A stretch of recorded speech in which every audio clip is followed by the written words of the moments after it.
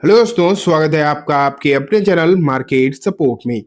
दोस्तों, आज की इस वीडियो में हम बात करने वाले हैं ओवरऑल मार्केट के बारे में। अगर आप देखोगे तो आज तो श्योरली मार्केट की कंडीशन जो है बिल्कुल भी अच्छी नहीं रही। ये बात तो हमने सबने देखी एंड जिस तरीके की सिचुएशन अभी आपको मार्केट में नजर आ रही है वो डेफिनेटली चिंताजनक है। मार्केट लगातार आपको डाउनसाइड जाता हुआ दिखाई दे रहा है और इन चीजों के चलते सिचुएशन कुछ ऐसी हो गई है कि इन्वेस्टर्स को अब समझ में नहीं आ रहा कि आखिरकार करें क्या। अपने खरीदारी तो छोड़ दो, अपने खुद के पोर्टफोलियो का समझ में नहीं आ रहा कि इसे होल्ड करें या बेचकर निकल जाएं सब कुछ। लेकिन इन चीजों के साथ साथ अगर देखोगे आप तो सिचुएशन कुछ ऐसी दिखाई दे रही है कि जो मतलब ऑलरेडी कुछ शेयर्स हैं जिनके नंबर निकल कर आ रहे हैं वो भी दिक्कत भरे हैं। आज की इस वीडियो में हम जानेंगे कि कौन कौन से ऐसे शेयर्स हैं जिनमें गिरावट की संभावना आपको देखने को मिल रही है। लेकिन साथ में हम देखेंगे दोस्तों, अमेरिकन मार्केट से ही शुरुआत जो है करने वाले हैं। सबसे पहले डाउ जोन्स आपके सामने मैंने रख दिया है एंड अगर आप डाउ जोन्स को देखोगे तो यहाँ पर आपको गिरावट की हालात दिखाई दे रहे हैं। सिचुएशन डेफिनेटली अगर देखी जाए तो अच्छी तो दिखाई नहीं दे रही। जिस तरीके की चीजें आपको यहाँ पर दिखाई दे रही है मतलब कमजोरी ही है। हालांकि ये बात सच है कि जिस तरीके से भारतीय मार्केट में आज दिक्कतें थी वो प्रॉब्लम यहाँ पर नजर नहीं आ रही। अच्छी बात इतनी ही है फिलहाल, बाकी तो चीजें कोई खास अच्छी नहीं है। नेस्डेक को अगर हम देखेंगे कि क्या हालात हैं तो अभी थोड़ी देर पहले गिरावट में था, अब सही है। एटलीस्ट सिचुएशन आपको यहाँ पर सुधरती हुई देखने को मिल रही है। ये एटलीस्ट अच्छी बात यहाँ पर देखने को मिल रही है। हरे निशान में तो पहुंच ही गया। अब अगर हम चले नेस्डेक एंड डाउ जोन्स के बाद इन्फोसिस देखते हैं। इन्फोसिस में स्थिति क्या है? गिरावट वाली तो नहीं है लेकिन ऊपरी स्तर से नीचे आया है, ये आप देख लीजिए। हाँ, ये जरूर है कि थोड़ी बहुत स्थिति पॉजिटिव ही है। विप्रो विप्रो में अगर हम देखें तो हालचाल विप्रो के भी कोई बहुत अच्छे दिखाई नहीं दे रहे, 1.5% नीचे ही है। लास्ट में एचडीएफसी बैंक को अगर आप देखोगे तो यहाँ भी गिरावट ही है और गिरावट भी ठीक ठाक आपको देखने को मिल रही है। तो ये स्थिति यहाँ पर जो है दोस्तों बनी हुई दिखाई दे रही है एंड आगे क्या होगा ये देखने वाली बात अब होगी कल। ठीक है, अब हम चलते हैं कुछ शेयर्स के ऊपर जिनमें कल आपको समस्या देखने को मिल सकती है। वो कौन कौन से शेयर्स हैं वो मैं आपको स्क्रीनर से दिखाऊंगा। सबसे पहला जो शेयर आपके सामने रखता हूँ उसका नाम है ट्यूब इन्वेस्टमेंट। ट्यूब इन्वेस्टमेंट में अगर हम देखें तो इसके निकल कर आए दोस्तों नंबर्स। नंबर्स जो है वो ही बहुत ज्यादा मैटर करते हैं। यहाँ देखो 299 करोड़ की प्रॉफिट है, पिछले क्वार्टर में 317 करोड़ की प्रॉफिट थी। अब प्रॉफिट में तो दिक्कत है ही, नो डाउट। और प्रॉफिट में ऐसा भी नहीं है कि सिर्फ नेट प्रॉफिट, ऑपरेटिंग प्रॉफिट में भी समस्या आई है। ठीक है, ये ओपीएम्स की वजह से हो रहा है। ऑपरेटिंग प्रॉफिट मार्जिन मार्जिन ही घटते हुए देखने को मिल रहे हैं। मार्जिन जब घटे हैं तो ये प्रॉब्लम कहीं ना कहीं क्रिएट होती हुई दिखाई दे रही है एंड इसी के चक्कर में आप कह सकते हो कि आपको जो है समस्या इसकी प्रॉफिट में, नेट प्रॉफिट में देखने को मिली ओपीएम के वजह से। एंड ये कल मार्केट पर आपको जो है रिफ्लेक्ट होता हुआ देखने को मिल सकता है। तो अभी की स्थिति जो देखने को मिल रही है वो आगे कैसी रहेगी, ये एक इम्पोर्टेंट बात है कि अब आगे के हालचाल क्या रहेंगे क्या नहीं रहेंगे ये देखने वाली बात हो जाएगी। लेकिन फिलहाल ऐसा लग रहा है कि शेयर में गिरावट हो सकती है। वैसे तो अगर देखा जाए, ये मैंने आपको सिर्फ क्वार्टरली बेसिस पर दिखाई चीजें, अगर आप ईयरली भी देखोगे तो 346 करोड़ है और इस बार 299 करोड़। तो सालाना बेसिस पर भी एंड क्वार्टरली बेसिस पर भी दोनों ही तरीके से नंबर वीक है।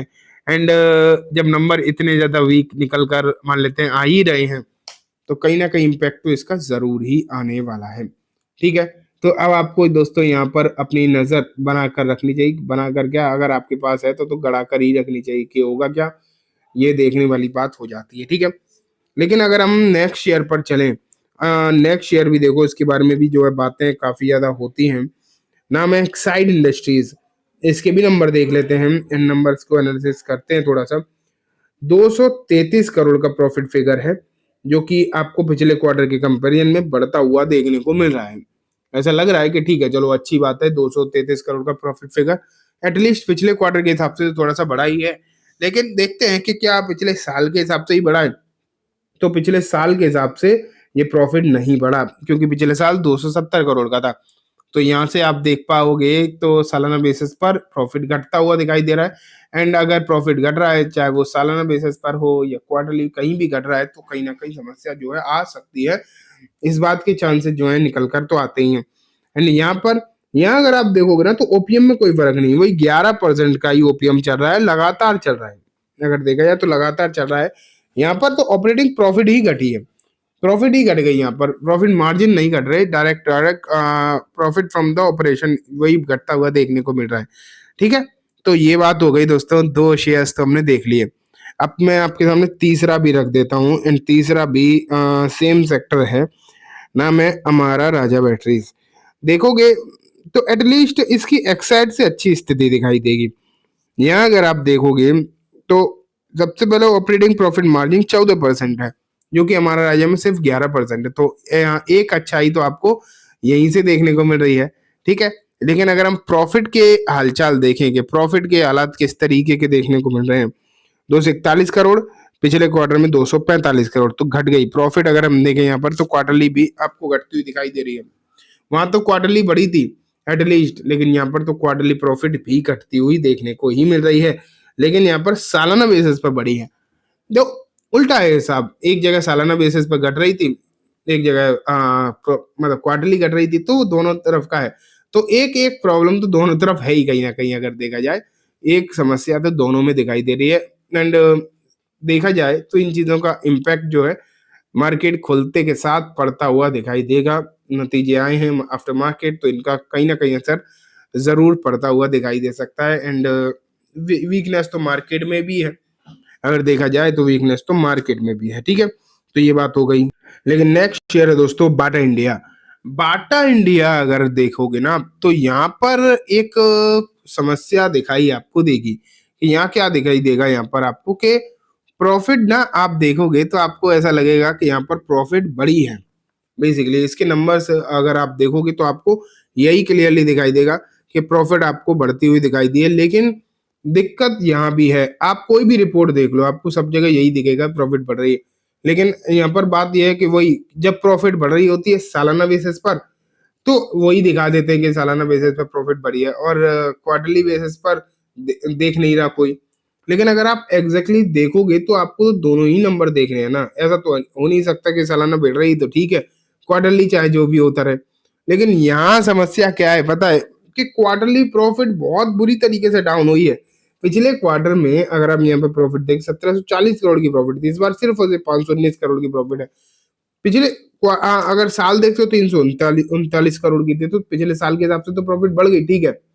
लेकिन पिछले मतलब क्वार्टर को कौन देखेगा, इग्नोर तो नहीं किया जा सकता ना, पूरी तरीके से आप इग्नोर नहीं करके चल सकते कि पिछले क्वार्टर को आप पूरी तरीके से भूल जाओ, नहीं, वो भी तो इसी कंपनी का प्रॉफिट था, किसी और का थोड़ी था।